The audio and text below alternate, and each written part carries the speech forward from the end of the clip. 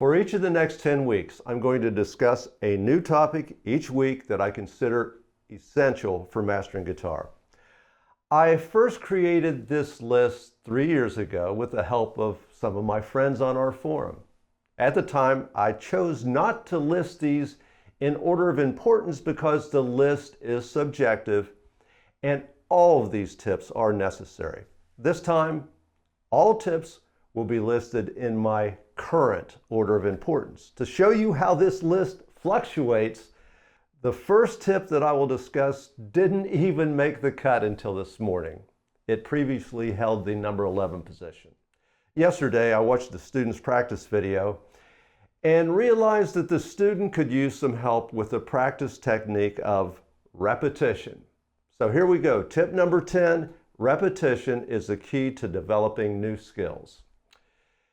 This is common sense. If you want to be a great basketball player, you've got to stand at the line and shoot hoops every day. Over time, your adaptive unconscious, commonly referred to as muscle memory, learns the task. I refer to repetition throughout the course as the key to master scales, licks, chords, and leads. What I'm going to explain today is that not all repetitive movement is created equal. How would you like to improve at twice your current rate? Listen closely. There is a recent research report from Johns Hopkins University that suggests by making slight changes to your repetition, skills can be learned much faster. The key is changes must be slight from session to session. Large changes did not produce additional improvement. I'll use mastering a scale pattern as an example of how you can mix it up from session to session. Practice on an electric guitar today. Do the same scale or exercise on an acoustic guitar tomorrow. The next day, practice in a different key. Following that, only play the pattern ascending. Then the next session, play it descending. So you're doing the exact same task, but approaching it slightly differently from day to day. This process is called reconsolidation. Existing memories are recalled and modified with new knowledge. This plays a key role in strengthening motor skills. In the Johns Hopkins research, gains in performance nearly doubled when small incremental changes were added from session to session. I want to quickly touch on one other aspect of repetition. You need to be sure that you're using proper technique while reinforcing a skill using this repetition technique. Otherwise, over time, your progress will be limited or non-existent. If your technique is incorrect, you reach a plateau that is physically impossible to move beyond. On our forum, students often talk about making a journal or graph to keep a record of daily progress. This record is only meaningful if proper playing technique is being utilized. It's not just about the metronome moving up 2 notches this week. The most important factor is the improvement in your playing technique this week. Even though you're playing faster, it doesn't mean that your technique has improved. You can play faster just by brute, massive repetition. Still, without an improvement in playing technique, your progress will eventually grind to a halt.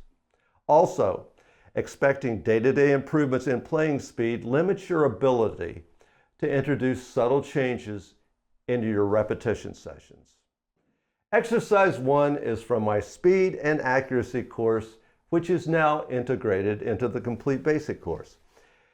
We haven't covered the diatonic scale yet, but by the time we do, you'll be ready. When I was producing one of Dan Mumm's programs, he mentioned that the diatonic scale is composed of only 3 patterns. Now, Dan kind of just tossed out the idea, but when I heard it, I was really taken aback. I had never viewed the scale from that perspective. Okay, so I'll explain what I mean there. A whole step is 2 frets, and a half step is just 1 fret. These are also called whole tone and half tone intervals. The first speed and accuracy exercise we did was this shape. Ascending its whole step, half step, descending its half step, whole step.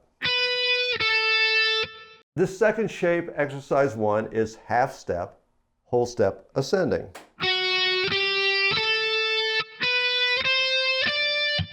And the opposite, descending. The third shape that we'll cover in a future lesson is whole step, both ascending and descending. So those are the three patterns.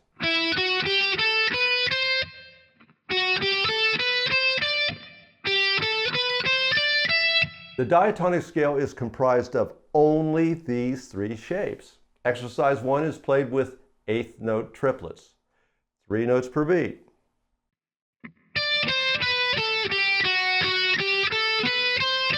Use alternate picking and no spider fingers. None of this.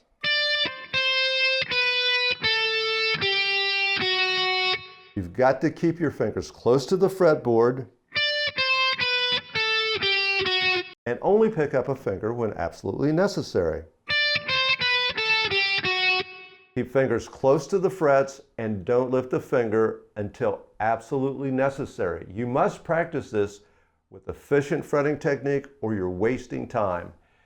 That may mean that initially it will be necessary to practice it slowly, very slowly.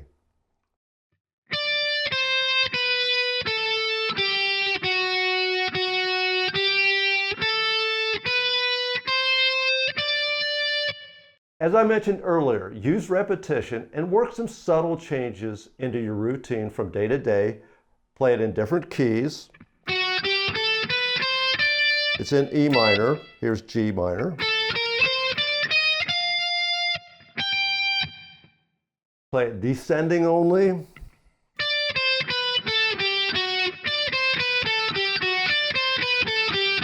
Try playing it ascending only. Use your imagination. Here is exercise 1, played slowly.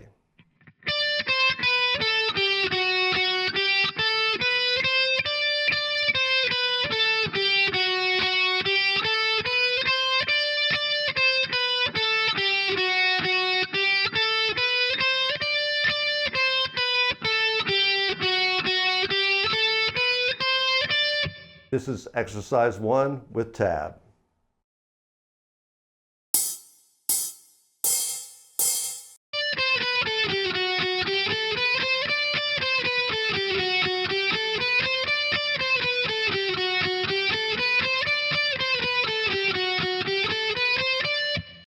Next, I'm going to quickly cover a few bar chords as shown in exercise 2.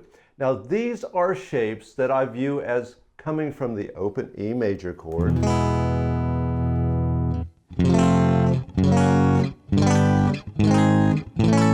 See, I'm moving the E major, the open chord, up the neck. I'm also moving the E minor chord up the neck.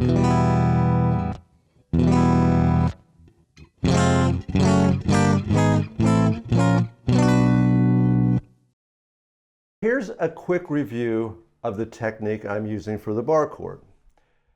Slightly rotate the first finger so you're pressing the strings with the side of the finger. You're not completely on the side of the finger, it's just rotated slightly. Use a twisting motion to get leverage between the thumb and first finger.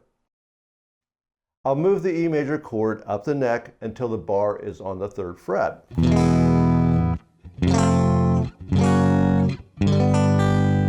This is a G chord because the root note of this chord is on the 6th string, 3rd fret. All of the following chords have a root note on the 6th string. Just look where the bar is on the 6th string, and that's the name of the chord. Here's A major, which is just called an A chord, and there is the A note on the 6th string, A minor 7th, A minor, and A 7th. Exercise 2 is expecting a lot from you, probably expecting more than you're capable of doing this week, and that's okay. Keep practicing these chords until you can change to them quickly and every string sounds. I'll play exercise 2 very slowly.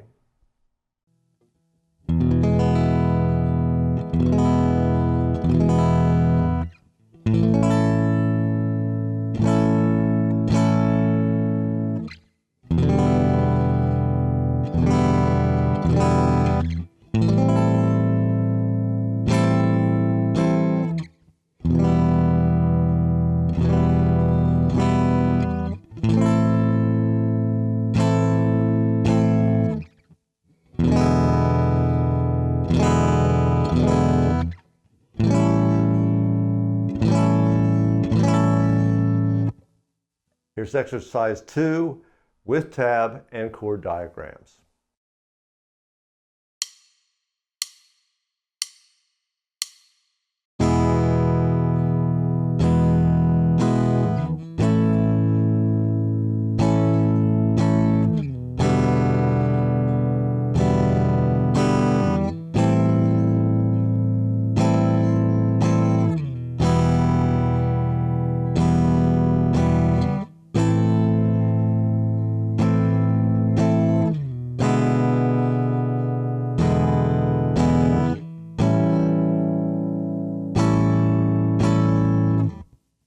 As you may have noticed, that was not a song. It's just a chord demonstration.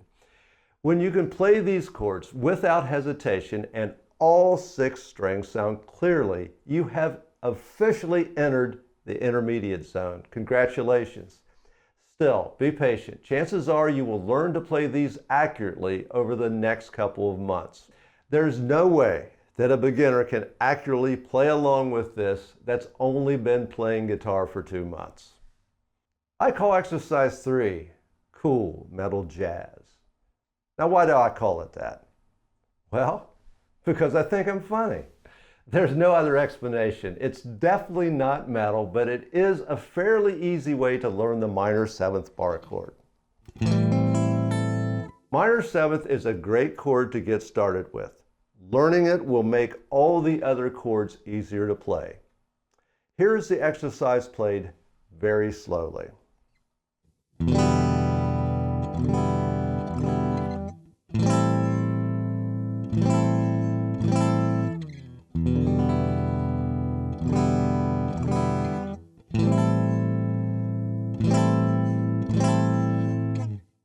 Here's exercise 3 with the tab.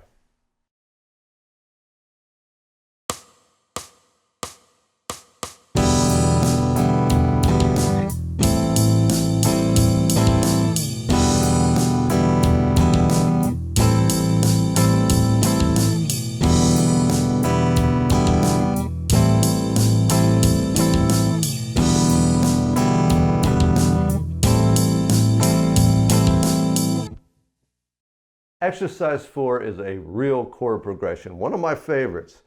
Many songs use variations of this chord progression. These songs range from All Along the Watchtower